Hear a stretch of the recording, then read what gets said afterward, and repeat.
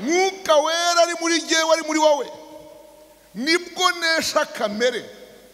Kintu kimbabaza cyayo sinyinesha ngo igende burundu, ihora hafi aho bigakorana.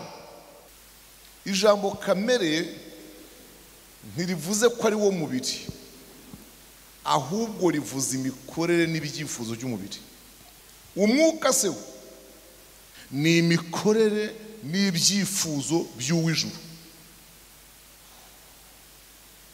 Iyo ntambara rero iguhoramo, ikuberamo, ikurwaniramo, kandi ikindi nanone ugasanga ni wowe uyirwana. Ngiyo iyo Pawulo yavuze ngo nta kindi cyayishobora ngo keretse kuyoborwa n'umwuka. Kugira ngo uneshe kamere nuko uyibamo udafite icyaho ukunda. Yesu yagiye akora utuntu twiza twa gitwari, ariko kariya kantu ni akantu k'abagabo rwose.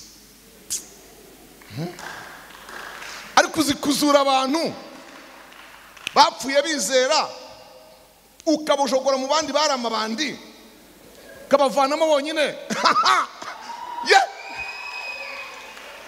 Udakoresheje liste guhamagara one by one. No, ni kaferi karyoshye cyane. Amazina nayo ni Pastor Michel Zigirinshuti, nkaba ndi umupastori mu itorero rya Pentecote. Nakiriye umwami Yesu mu kwezi kwa munani mu mwaka w'1979. Ntangira imirimo yo kumukorera, numva neza muri 83. Ndashimira Yesu mpaye umwanya tugiye kubana. Yesu yarakoze kubanira nanjye akandinda. Hagati y'icyo gihe cyose n'uyu munsi njeho,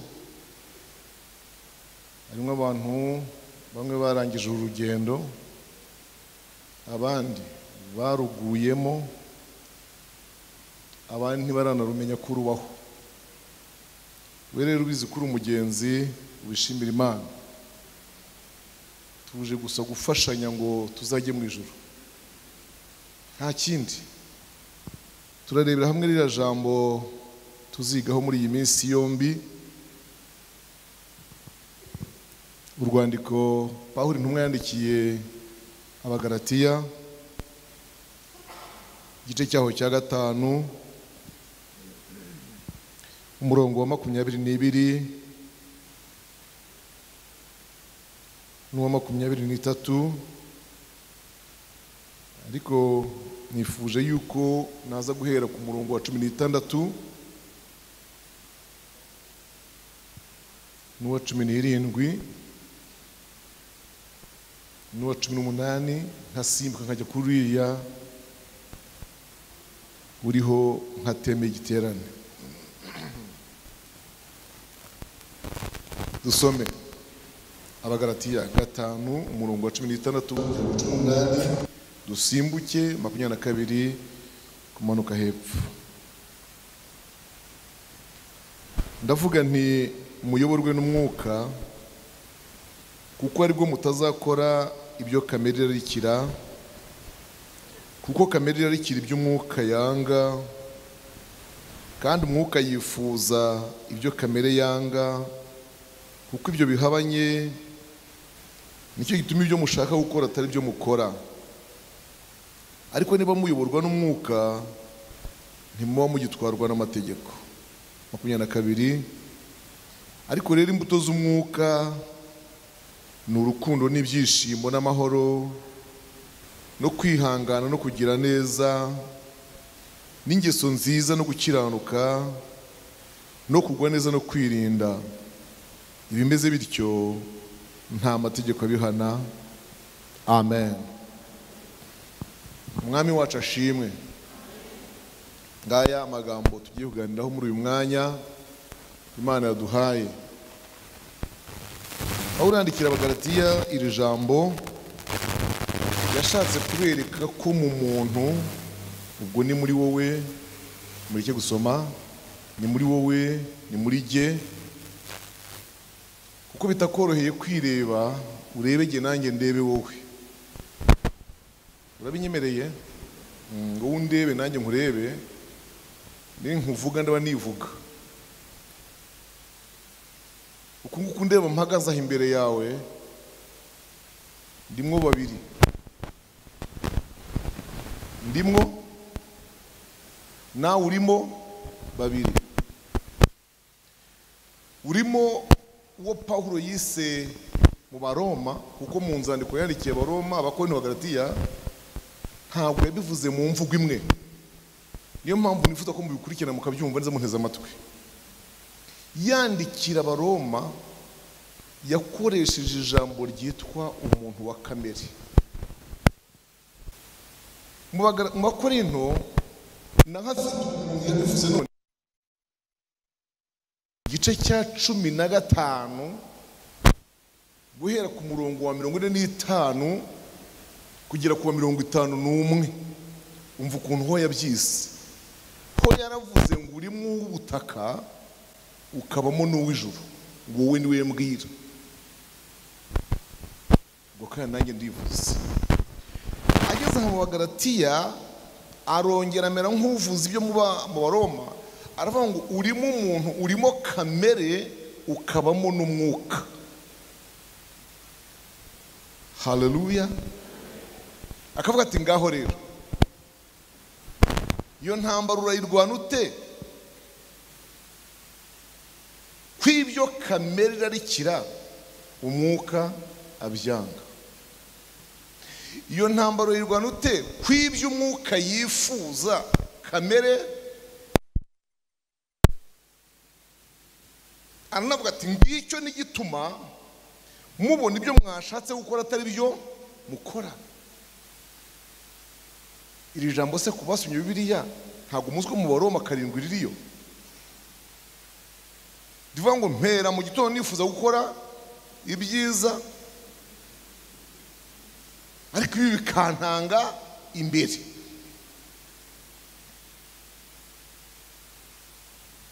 Aba bantu bari mu muntu umwe, bagize umuntu umwe, ntacyo ushobora gukora ngo batandukanye. Bagomba kubana, bagakorana, ariko gusa bakabana nk'abatazahorana. Cya kabiri, bakabana umwe azi ko azamuka undi amanuka. Cya gatatu, bakabana umwe ari umwanzi wundi. Ibaze ni ukuri kose, ibaze. Kamere, iri jambo kamere, umuntu akubaje ngo ritandukanira he n'umubiri, nashaka kumva ukuntu wamubwira. Ijambo kamere ntirivuze ko ari wo mubiri, ahubwo rivuze imikorere n'ibyifuzo by'umubiri. Kamere bisobanura imikorere n'ibyifuzo by'umubiri.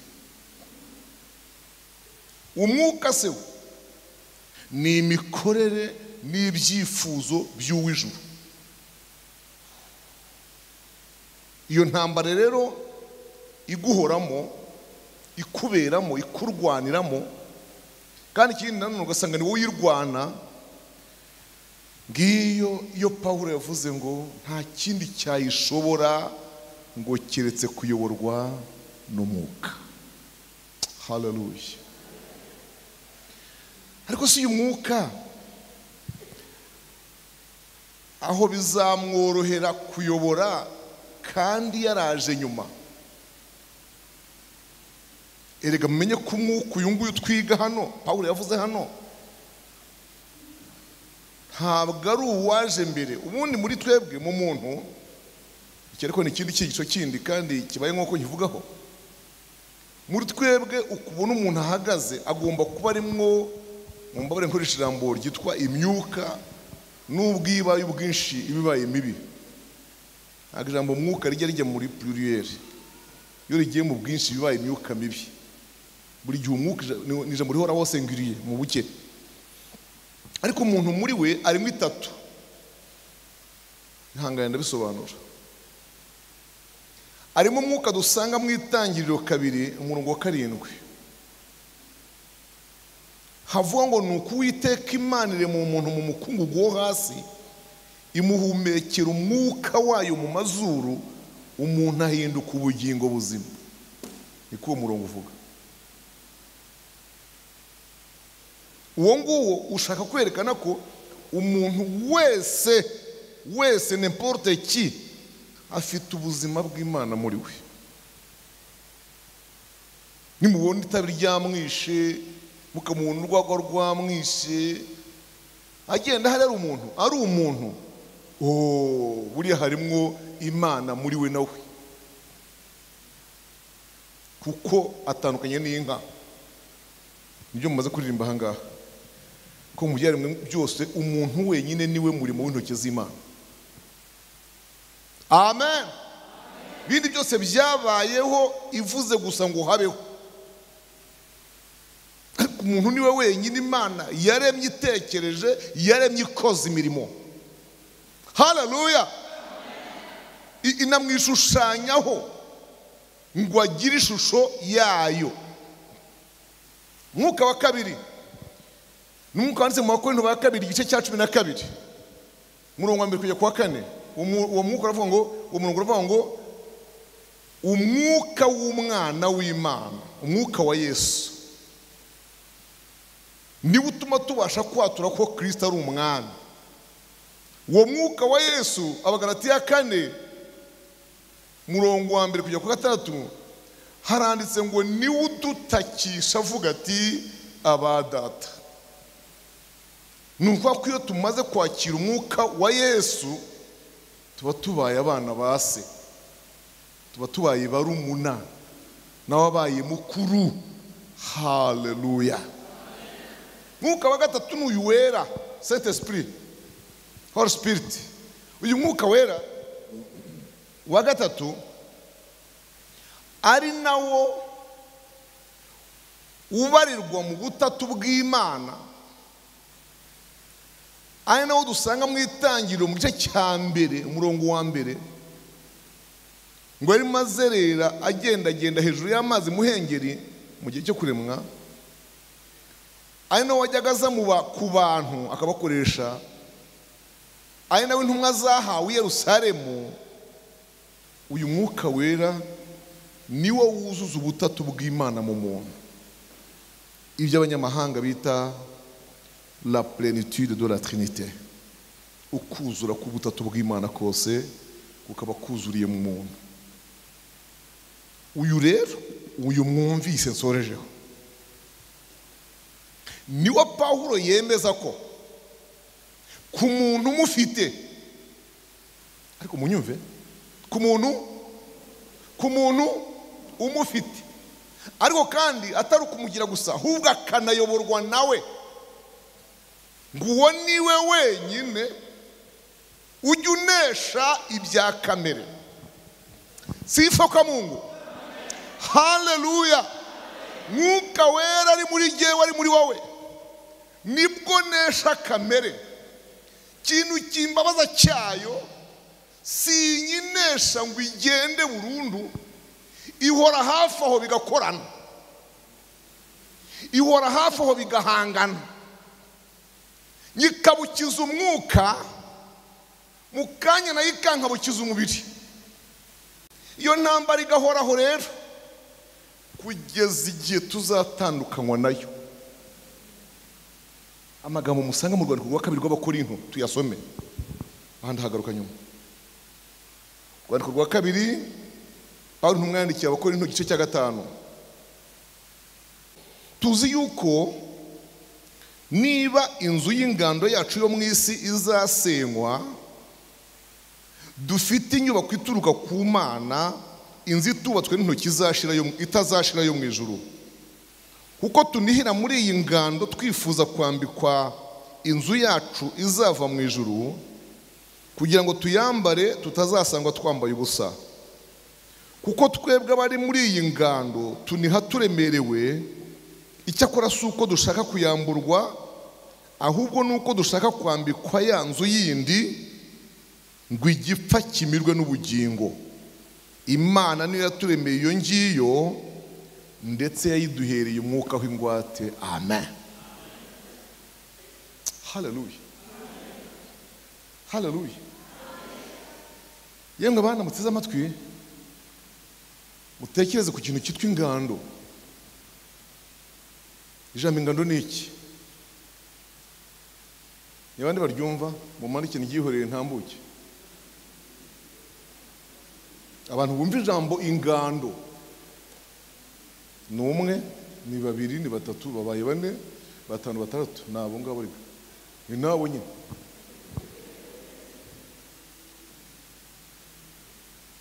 Don't be confused. Ntimujijwe ngo mwitiranye ingando no kuganda cyangwa n'umuganda. Abazi mwava hamwe abivanze. Kubwo rero jambo ingando riva ku nshinga kugandika. Mu gifaransa ni camper. Ni ukuba ahantu utazahora. Ni ukuba ahantu byo kuhifashisha. Even one night, 2 nights, icyumweru se, ukwezi, ariko ukabuze ngo ndahangaha temporary. Mpari ntahari. Yego mparajwe nuko bwije. Mparajwe nuko naniwe. Naho ubundi nkomeje kuba umugenzi ndi mu mugenzi. Ikiranga iyo ngando rero ndafashijwe. Ikiranga ingando nta usiza. Ingano nta wisiriza. Ingano nta wishukurira umusingi, fondation. Ingano nta umenesha amabuye. Ingando va ku isima. Ingando va ku makaro. Va kuri toilette yo mu nzu n'ubwogero. Mu ngando babamba igitenge hagati y'imibirizi bakitera amazi agakomeza. Mu ngando ntibagura gaze na cuisinier. Mu ngando ntibashyiramo amakaro. Donc mu ngando nta finissage. Mu ngando bashinga imambo gusa bakazirikaho umwenda ihema ejo bakarizinga bakagenda. Nujya muri Samweli wa 2:7 urasanga Imana nayo ubwayo ngo ubwoko bwayo bukiba mu ngando. Hallelujah. Ngo yarizi ko ikwiye gucungana nabo aho kugira ngo bayicungireho. Niba ndabakubiza ku kantu yabwiye Dawidi ngo ubwoko bwanjye bukiri mu ngando buraraho bwije bwimuka nari kugira inzu y'iki. Nta nzu nari nkeneye nk'iyi. Reka kuko nagombaga kurara aho baraye nkajya aho bagiye. Yimpera amashyi.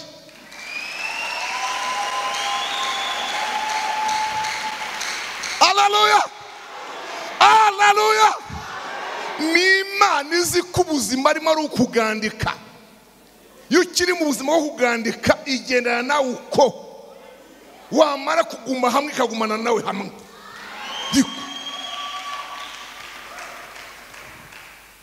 Imana nishimwe. Iri jambo ingando Paulo akoresheje hano avuga ngo tunihira. Donc nous vivons dans la vie vraiment lamentative. Turiho mu buzima buganya. Nuguhora tuganya kuko turi mu ki? Mu ngando. Niba mwakurikiye arakuntu yashyizemo kameze nka excuse kavuga ngo ariko simvuye yuko tuganya ngo mujye ngo turashaka kuyamburwa mayi. Wamwumvise ariko simvuye yuko tuniha na hato batumva nishye bakayinkuramo. Rekada ahubwo iyo tunishye tuba dushaka kwambikwa ya nzu yindi yo mu ijuru. Sifa kwake. Tube turi mu nganda ariko twambaye niyo mu ijuru kugira ngo igipfa kizamirwe n'ubugingo. Ndasobanura ijambo rero. Iri jambo rivuga ngo igipfa kimirwe n'ubugingo. Sobanura iki? Paulo yandika yaravuze ngo muri iyi minsi tugenda turagendana ubugingo ariko mu nzabya. Nazo ziki? zibumba wamfura we. Turagenda ni bugingo mu nzabya zibumba, dans les cruches fragiles, mu nzabya zoroshye zihomboka, ukubita hasi kabira shwanyutse nk'utwaye amagi. Mvugo buzima. Ariko usanga umuntu yabwiratanye yambaye fime, asanga yimariyeho amafaranga yose, congo, ikoboyi, jingisi, mukandara w'uruhu, ikofi y'uruhu, jakete by'uruhu, byose by'uruhu, ngo biramba ukagira Imana. Urambika ikintu kirangira uyu munsi ukagishyiraho ibiramba.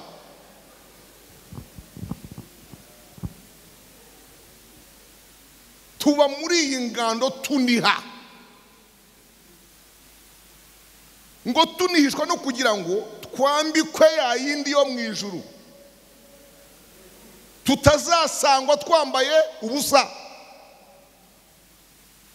Urabona ngo turi muri iyi ngando, iyo ngando ari yitwa umubiri, ariko uwo mubiri udupfunyikiye ubugingo.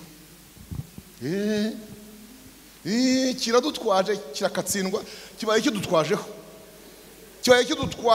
na ambaraje, niba ari isashi, niba ari kaki, niba ari igipapuro, niba ari kabiragane, ariko kibaye kidutwajemo. Ariko ngo hazaba umunsi umwe, sifa kwa Mungu, hazaba umunsi umwe igipfa kizava inyuma kijya imbere, ubugingo buva imbere buze inyuma. Ko niko Yesu yise guhindurwa, transformation.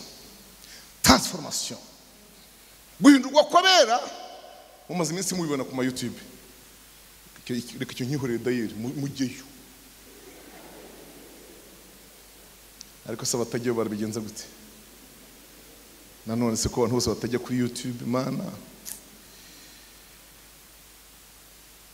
Guhindurwa kwabera, icyo Paulo yandikiye Abakolosayi arababwira ngo natwe bazaba bakiriho, ngo ntimwibeshye ko ari mwe muzabanza kuzuka, ntimwibeshye ko ari mwe muzabanziriza abandi guhindurwa, ahubwo abapfuye bizire no bazabanza bahindurwe, yego bazurwe, basange twebwe bariho, hanyuma twese duhindurwe, kisha twende kumulaki mayunguni, tumusanganire hehe mu kirere.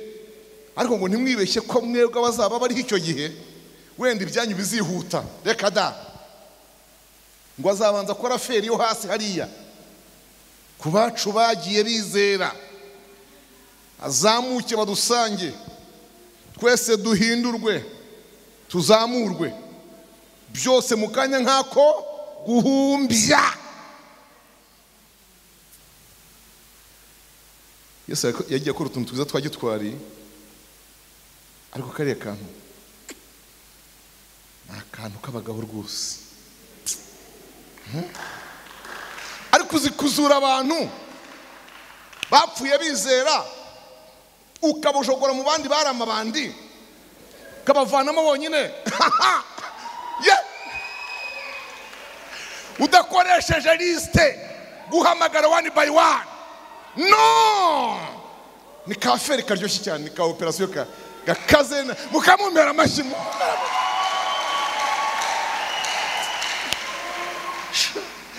Natwe bariho duhindurwe, tuzamurwe, byose mu mwanya, ni ka operasiyo kiza cyane. Niyo mpamvu itaha ryacu ryo ku mpanda ritazasiga intumbi, nta mayiti zizasigara zandagaye ku gasozi, z'abakristo, z'abarokore, z'abana b'Imana. Yesu azatuzamura gisirimu cyane, tuzazamukana isuku, dusige isuku, tuzazamukana isuku kandi dusige isuku. Amashyi ku Mana yacu. Tuzazamukana isuku, dusige isuku, nta mwanda wacu cyo kuza kwirirwa bakurupa mbaye zino umwanda n'urufuro rwose n'urufuzi n'amacandwe n'amarira. No, kameme. tuzataha neza cyane.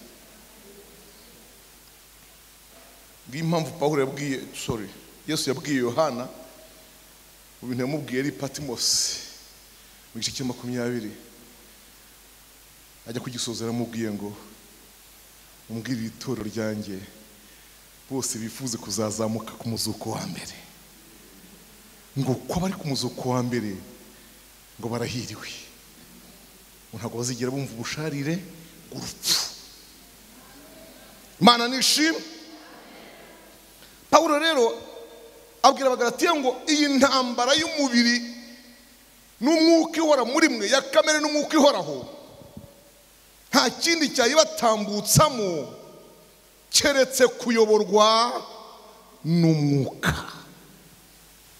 Nk'abakristo mwereke mbabwire, ndagira mbabwire ko kugira umwuka ari kimwe no kuyoborwa nawo ni ikindi.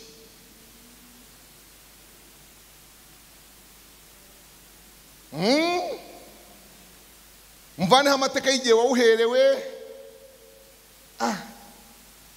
ariko mana ngo nawuhawe kuba misiyoneri, ngo nawuhawe ngo ewewe oya, wimbwira igihe wawuherewe, Bibogobogo, Minembwe, Murenge, ahantu hose wimbwira Amasisi, wimbwira mu Bigutu n'Igihundwe,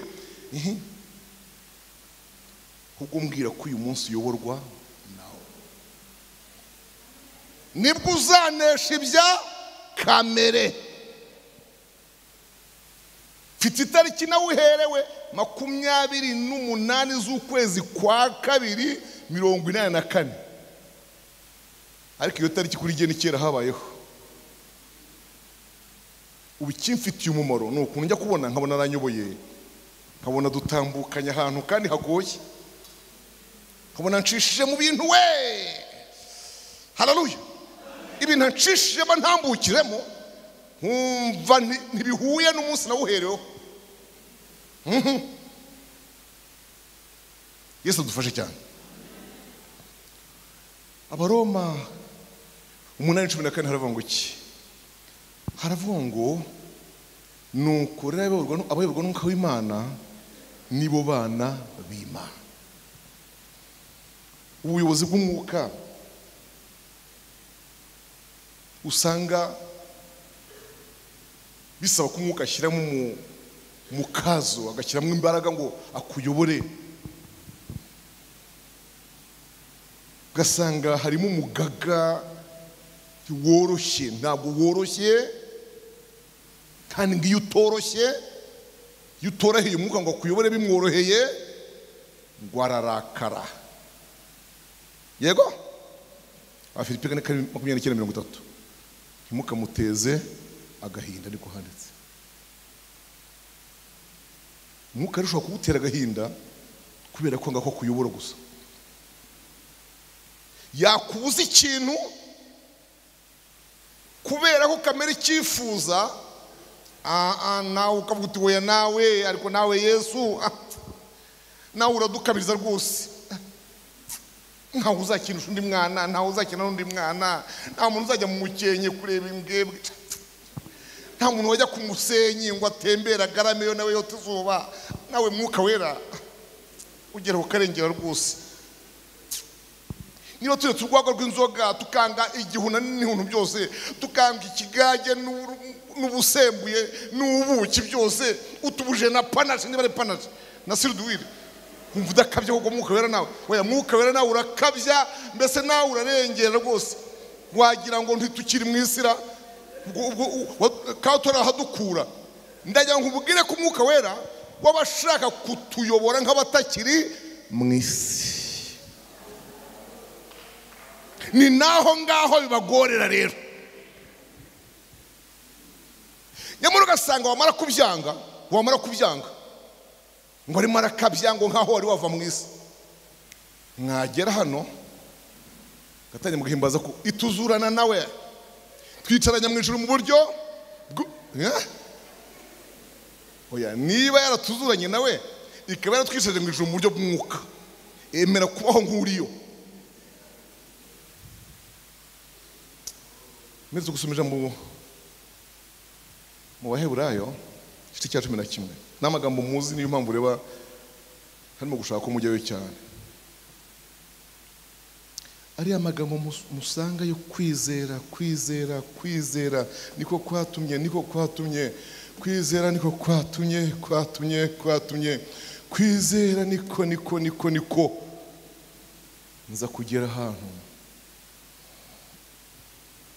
sanga hari umurongo uvuga ngo izo ntwari ko zabaga mu masenga mu bihanamanga rimwe bazigaburiraga impyisi cyangwa intare yego nyine kubw'imbaraga zo mu ijuru zikanyuzamo nazo zikazanga zikamukorwa iyo kugira ngo inyamaswa yuha umuntu ihagatwe isesemwe nkaho yagize na petanse ikiziba kanwama ariko Imana yacu ni nziza.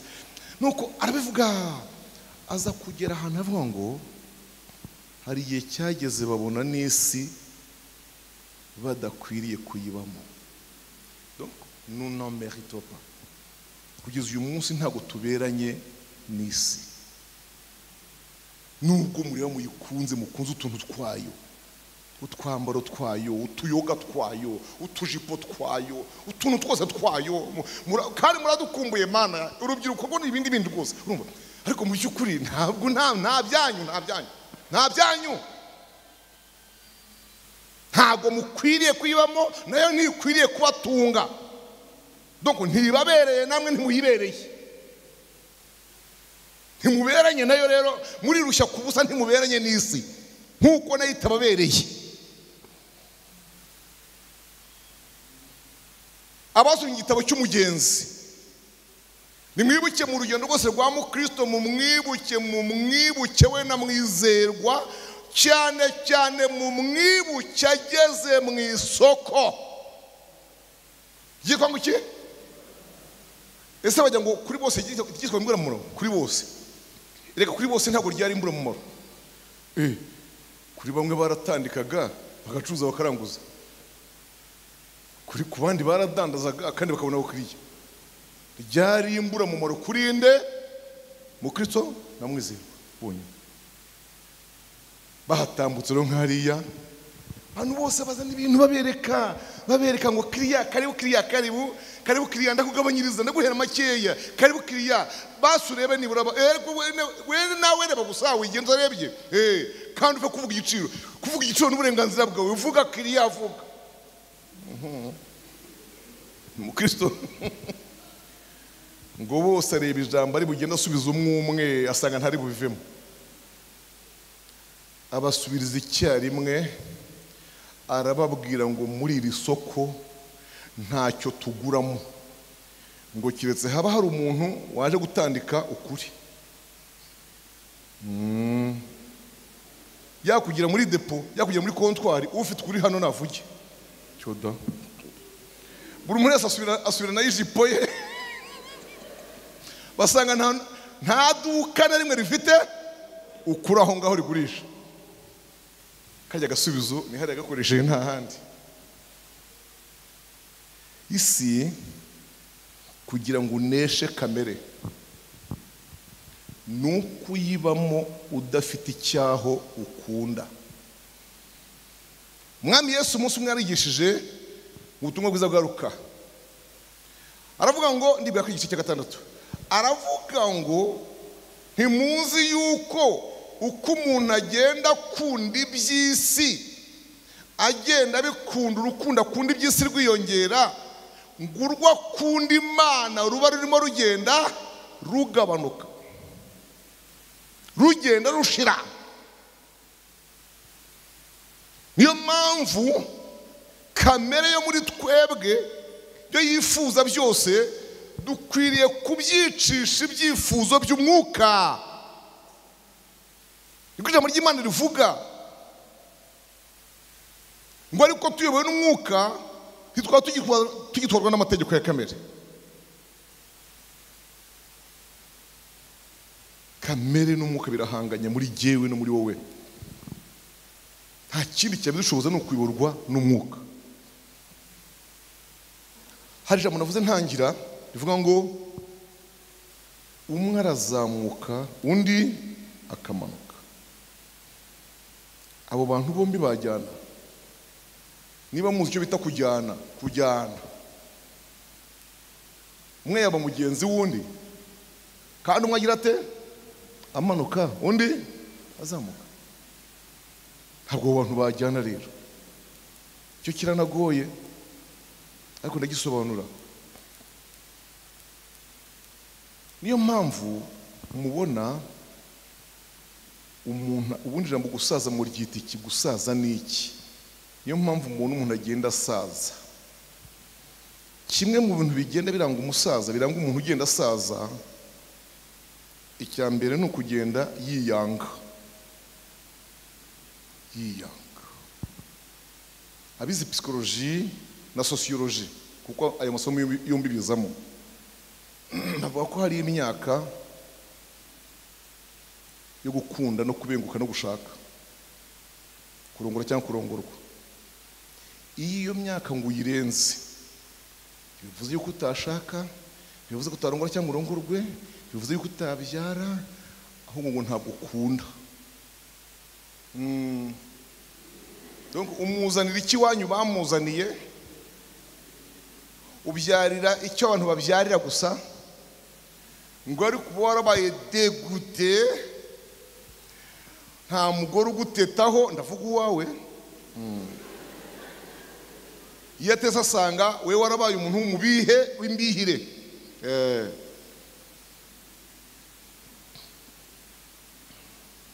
Abize ayo masomo nzi ko mwabyumvise, kandi si ibintu nk'ibi ahangaha ko nanjye narabyize.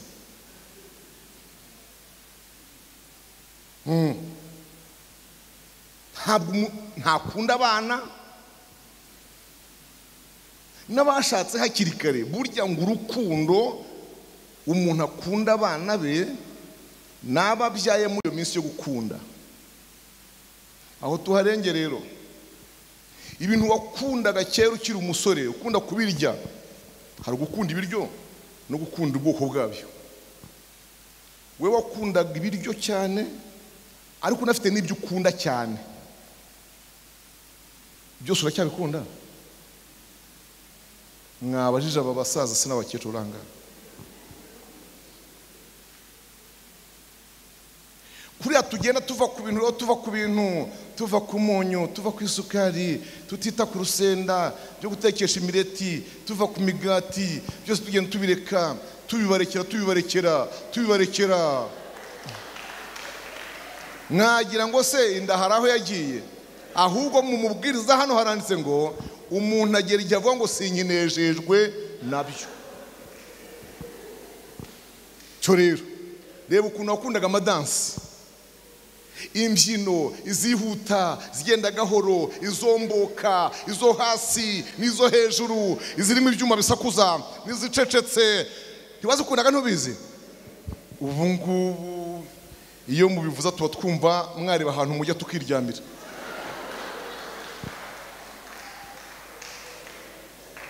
Ubuse turagenda tuva ku muziki, tuva ku ndirimbo, ariko kwa muganga babitwandikiye? No, ntago ari regime. Nicyo bita kugenda twanga isi, tuyivaho. En fait, buri umuntu agenda ava ku isi, agenda yivaho. Hari umufaransa w'umukongomani, mbivuze n'abakunzi, ni umukongomani kuririmba igifaransa. Nibyo ko yabivuze, wavuze ngo profitez de l'occasion quand il est temps. Profitez de l'occasion quand il est temps. Nimuramwumva? Kunja mifupa bado meno iko. Rwose bajya hogurira imbavu zose na ruseke byose ubinyunyuze, uracyafite amenyo. Ariko hari igihe kizagera cyo mpfa n'amabura gasani ahera kubijigwa yakuka.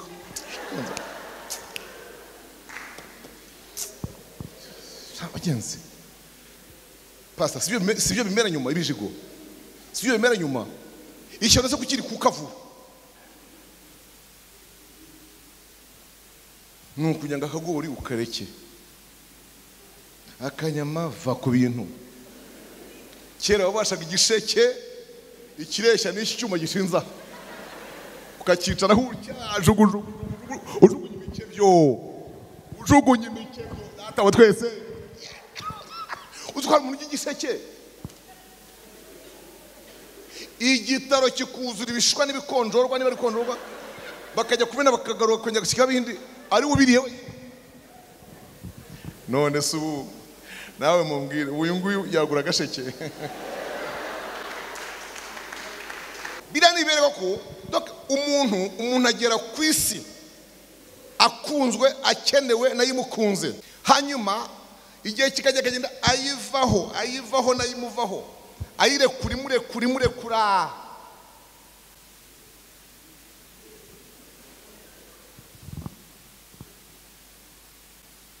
Umwe aramanuka undi akazamuka. Bumbure birazanyutse mu mubwiriza igice cya 3, igitabo cy'umubwiriza ibice 3 umurongo wa 21.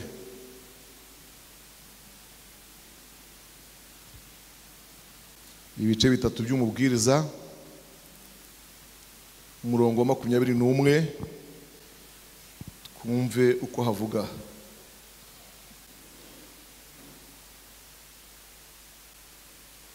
Ninde uzi yuko umwuka w'umuntu uzamuka ukajya hejuru, kandi akamenya yuko uw'inyamaswa umanuka ukajya mu butaka? Nicyo gituma mbona yuko nta kirenze ibi, umuntu kunezezwa n'imirimo ye, ibyo nibyo mugabane we. Ninde wamugarura ngo arebe ibizaba mu nyuma ze? Amen. Umwuka wawe, umwuka wanjye w'Imana yampumekeyemo, haleluya, arimo arazamuka ajya ku Mana aho yaturutse, kuko ni nawe uzajya gusobanura uko yabaye inaha. Haleluya. Uko yabaye inaha ni uzajya kuripotinga, gutanga ripoti. Mu byahishuriwe Yohana 17 ndibwira, haravuga ngo na n'uyu munsi imyuka y'abera ifite ahantu iri, iranihira munsi y'igicaniro, ivuga ngo uzahorera ryari amaraso y'abera. Iraturinze rero, ubwo irinze indi yose ngo irindire kujya gutanga raporo y'ukuntu yabaye inaha. Nyamara se ubwo imyuka yacu irindiwe aho hantu, imyuka izamuka gutyo, uwawe uzazamuka, uwanjye uzamuke, iki kitamanutse kare? Siyo mpamvu se buri gihe iyo birekurana umuntu yarakijwe neza, ariko yarakijwe neza nta ntambara ihaba. Nta muntu ukijwe neza usamba, muntu ukijwe neza apfa asinzira, amera cyangwa nk'uruhuka. Hari n'igihe aryama neza, akiryamisha neza, agafata na pozisiyo yo gutaha nyine. Batagombye kuzaza barambura, bagagaye, urushya abantu, irambure hakiri kareho. Haleluya. Ukirambura ubwawe ugapfa neza nk'imfura, utazagora abantu barambura bane kuzana inyunduma. Rambura neza urambye ugende. Niko abakristo bataha, niko bapfa, niko basaza, niko bavina. Ariko umuntu wari ugifite utubiri, wari ukibangikanyije byombi,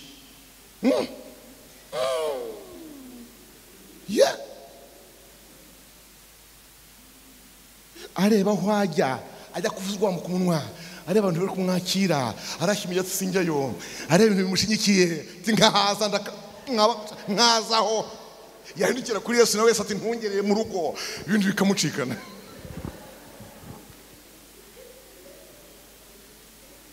Nimutandukane n'isi, mwange kamere, mwange umubiri n'ibyawo, kuko uramanuka wowe ukazamuka. Kandi umubiri urashukana pe, umubiri urashukana. Yeremiya yandika yavuze ko mu by'ukuri ngo umutima ari ushukana, ariko mwibuke ko umubiri n'ingingo zawo aribyo bishyira mu bikorwa iki? ibyifuzo by'umutima, bambi by'umutima urimo kwifuza. Nuvuga ko umutima w'umuntu wa kamere wifuza iby'umubiri nyine, ariko umuntu w'umwuka umutima we wifuza iby'umwuka. Iyo ntambara muzajya muyirebera cyane mu gihe cy'amasengesho, yaba yawe wapanze ubwawe cyangwa y'itorero ripanze. Urahategura uti mwami Yesu, ndumva nshaka gufata agahe ko kuba imbere yawe kabisa.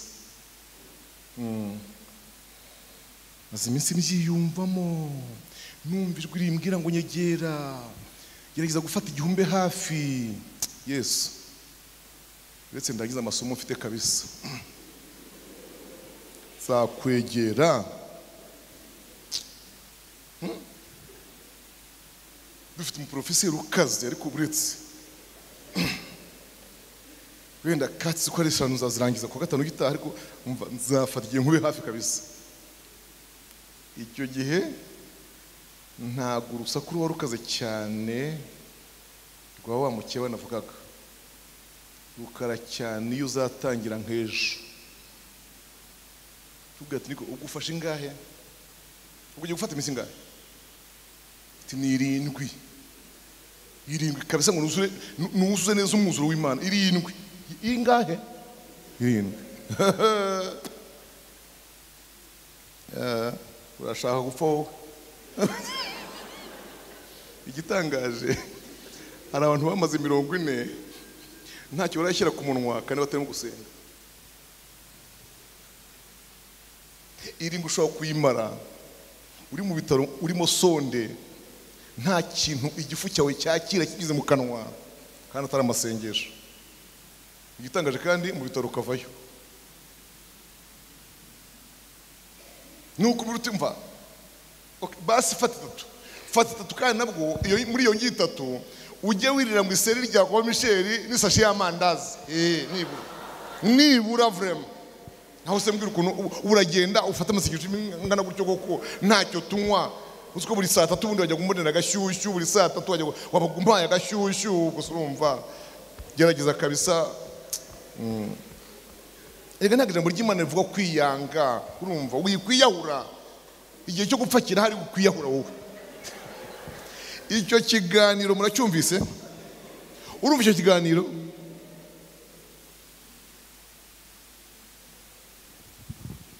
Ryarwi kurarikira kwegera Yesu ngo muganire, byamaze kubona ibintu biri imbere. Yesu agira ngo mubikureho. Shokumbaza se Yesu ntiyabikuraho nagombye gupfa? Ntabwo siko yavuze ngo bene uwo mudayimoni ntakurwaho n'ikindi kiretse gusenga no kwiyiriza ubusa. Ariko mugomba kuruka n'ikindi, ni Pawulo wacyandikiye Abakorinto 9:27, yarababwiye ngo mbabaza umubiri wanjye nkawukoresha iki? Uburetwa. Tugomba kumenya no kubabaza, tukawukoresha uburetwa mu izina rya Yesu, tukawereka yuko umanuka tukazamuka. Niyo mpamvu hari ibintu tugomba kuwima. Niko Pawulo yabwiye Abaroma, yabwiye ngo ntimukawumvire ngo muwuhe ibyo ushaka byose, ntimukumvire ibyifuzo byawo byose, ngo muwuhe ibyo basaba byose. Oya, nimugire ibyo muwima rwose. Haleluya, haleluya. Mugire ibyo muwima, mubabaze, ubabare. Kuko iyo umubiri ugenda ubabaza ugira ibintu wima, yego ntumenyera ndabizi, ariko hari igihe nawe ubwo wibwira ngo maze kubona ko uyu muntu tubana yamaze kumenya aho ajya. Niyo mpamvu Yakobo yandika yavuze ngo umuntu wese ubabarizwa mu mubiri abitewe na Kristo ngo abagaragaza ko urukundo akunda Imana rumaze gutunganizwa rwose muri we. Urukundo ukunda Yesu nta kindi kirugaragaza, ni ukugira ibyo wima umubiri. hepfo hariya twasomye mu Galatiya no hakurya mu gice cya 6 hari aho Pawulo yavuze ngo yageze avuga ngo umubiri wanjye, hari aho yavuze ngo umubiri wanjye warabambwe n'isi irabambwa. Amen, amen. Hepfo y'iriya mirongo twasomye, twasome Galatiya 5, muwumve neza. Abagalatiya 5 hahandi twahoze, aba Kristo Yesu, umurongo wa 24, aba Kristo Yesu babambanye kamere n'iruba n'irari byayo. 25, niba tubeshwaho n'umwuka tujye tuyoborwa n'umwuka. Donc aba Kristo Yesu bagezeho bajya gute? Babambana kamere n'iruba n'irari. Hakurya noneho mu gice cya 6 ku murongo wa 14, ariko jyewe sinkiratana ikindi keretse umusaraba w'umwami wacu Yesu Kristo wateye kw'iby'isi bimbera nk'ibibambwe, nanjye nkabera iby'isi nk'ubambwe. Amen. Iri jambo toro ry'Imana rishaka kutubwira iki? Rishaka kutubwira ko tubaye ahantu cyangwa turi ahantu isi turora. Ese murankurikiye? Kandi nayo iri ahantu turora. Ariko kuko tubambwa hikabambwa hariya, ntiyemerewe kugira icyo dukoraho, natwe kugira icyo tuyikoraho. Ni umusaraba wakoze ibyo ngibyo rero. Isi irabambwa nayo ngira nte? Ndabambwa. Imana nishimwe. Cyo kintu gisengere ugisabe. Kuri wowe isi bambwe hariya, nawe bambwa. Ntimubambanwe niya aho hafi aho. Bambwa hakurya, ibambwe hakuno. Aho uyireba ibi aho birebe, niba bikubere n'isomo, nawe bikubaho nayo ibirebe igenda ikwanga.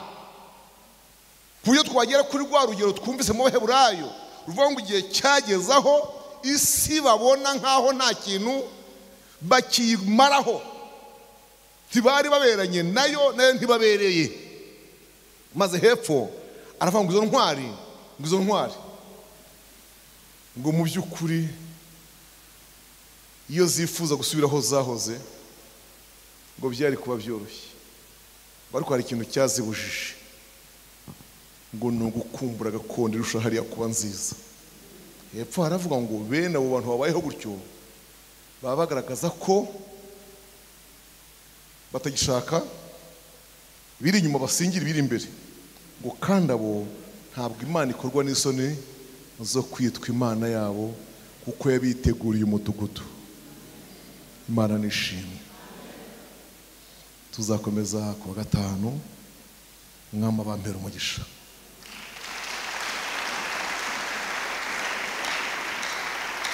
Nagira ngo dusenge Imana muri izi nyigisho zacu z'uyu munsi, dusaba Imana iduha imbaraga zo kumenya kwitandukanya n'uyu mubiri. Niko Pawulo yaravuze ngo iyo ndi iwacu mu mubiri mba ndi kure y'umwami wacu. Dusaba Imana dushoboze kwitandukanya n'uyu mubiri cyane no kuyoborwa n'umwuka, kugira ngo ibya kamere bibure umwanya. Duhaguruke dusenge Imana mu izina rya Yesu.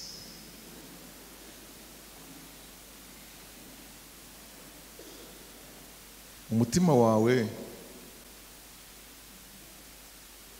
nta kintu kigucira urubanza, kandi cyatewe n'ukuntu ubanye n'umubiri n'ibyifuzo byawo wumvira.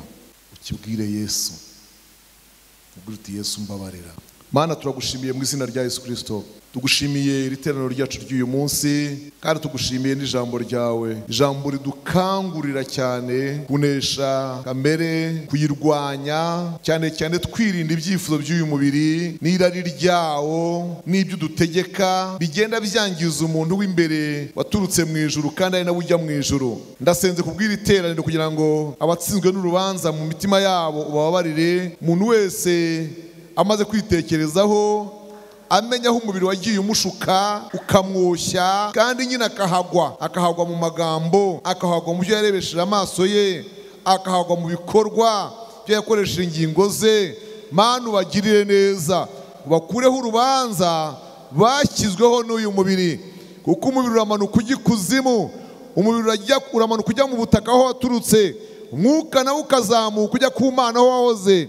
Niyo mpamvu ngusabye ngo buri muntu wese umuhe kwitandukanya n'uyu mubiri no kutumvira ibyifuzo byawo, ubahe kunesha Yesu.